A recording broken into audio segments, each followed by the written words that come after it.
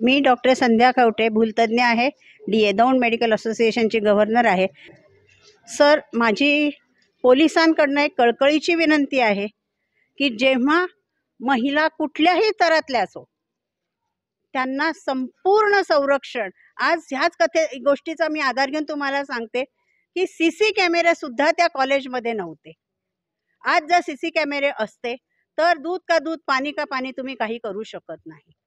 तेव्हा पोलिसांना माझं एक, प्रशासनाला माझं एक आव्हान आहे की जिथे आता ही पब्लिक संस्था आहे, गव्हर्नमेंट मेडिकल कॉलेज, हॉस्पिटल्स आहेत, महिलांच्या वर्किंग प्लेसेस आहेत, कारखाने आहेत, चॉकलेट फॅक्टरीज आहेत, जिथे CC कॅमेरा, जिथे संरक्षण आणि तिथे महिलांना, आता एक सांगा, ह्या महिलेनी स्वतःच्या प्रोटेक्शन करता किती कराटे बिराटे काही करतात, ती 4, 7, 10 पुरुषांना भारी पडू शकत नाही.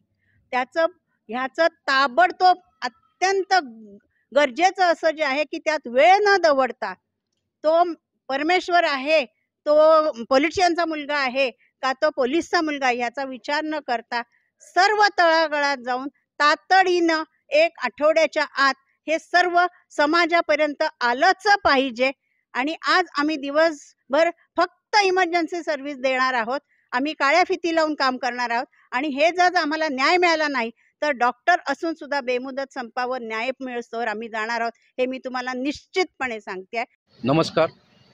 आज आम्ही सर्व डॉक्टर केमिस्ट असोसिएशन आणि आमचे सर्व पदाधिकारी मिळून जे डॉक्टर बंधू भगिनींनी जो मोर्चा काढला त्यामध्ये आम्ही सहभागी झालो. हा मोर्चा काढण्याचं, शांततेत मोर्चा काढण्याचं कारण म्हणजे मानवतेला काळिंबा फासणारी घटना ही पश्चिम बंगालमध्ये घडली आणि ती घटना नामोनिश होऊ नये, पुढं येऊ नये यासाठी तिथल्या सरकारने किंवा तिथल्या बाकीच्या प्रशासनाने जे मानवतेला आणि माणुसकीला काळिंबा फासेल अशा पुरावे मिटवण्याचे जे प्रयत्न केले त्याबद्दल आम्ही सर्वजण निषेध करण्यासाठी इथं जमलो होतो.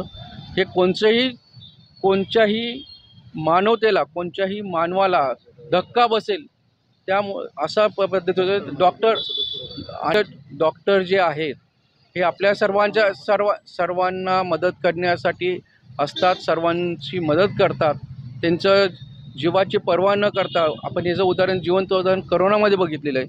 हे डॉक्टर लोक आपल्या जीवाची पर्वा न करता लोकांची सेवा करतात. अशाच डॉक्टर लोकांच्यावर अशा जर अत्याचार होत असेल, जो की पश्चिम बंगालमध्ये असं दिसतंय की मानवता ही पूर्ण संपतच चाललेली आहे, अशा पूर्ण सरकारचा आणि मानवतेला काळिंबा फासणाऱ्या घटनेचा आम्ही निषेध करण्यासाठी जमलो होतो.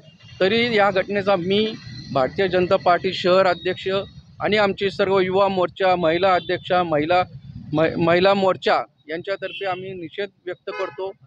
आणि आम्ही त्या डॉक्टर भगिनीच्या आत्म्यात शांतता लाभो याच्यासाठी आम्ही त्यांना पूर्ण श्रद्धांजली वाहतो. आणि परत अशी घटना घडू नये आणि ज्यांनी ही घटना घडलेली आहे त्या लोकांना कठोरमधली कठोर कारवाई व्हावी यासाठी आम्ही आग्रह करत आहोत. जय हिंद, जय महाराष्ट्र. अशाच नवनवीन बातम्यांसाठी टॉक इंडिया न्यूज चॅनलला लाईक, शेअर आणि सबस्क्राईब करा.